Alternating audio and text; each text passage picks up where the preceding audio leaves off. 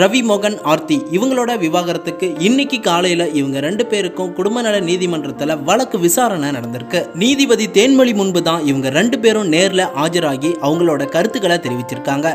அதாவது ஜெயம் ரவி, நான் எதுக்காக ஆர்த்தியை பிரிஞ்சு விவாகரத்து வேணும்னு கேட்கிறேன் அப்படிங்கிற மாதிரி ரவி அவரோட புதிய மனுவை ஒப்படைச்சிருக்காரு.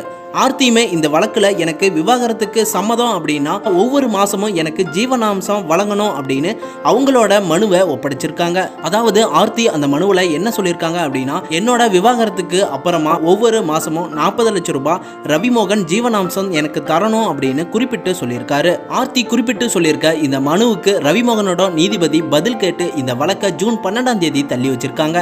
ஆர்த்தியும் அவங்க அம்மாவும் சேர்ந்து என்னோட மகளை வாழா வெட்டியா விட்டுறாதீங்க, ரவியும் ஆர்த்தியும் சேர்ந்து வாழ்றது தான் எனக்கு ரொம்பவே சந்தோஷம் அப்படிங்கிற மாதிரி ஆர்த்தியுமே கூட என்னோட பசங்க அப்பா இல்லாம ரொம்பவே தவிக்கிறாங்க, அவங்கள நான் தான் ரொம்பவே பார்த்துக்கிட்டு இருக்கேன், நான் அவங்கள கான்டாக்ட் பண்ணா கூட கிடைக்க மாட்டேங்கிறாங்க அப்படின்னு எல்லாம் ஃபீல் பண்ணி சொல்லியிருந்தாங்க.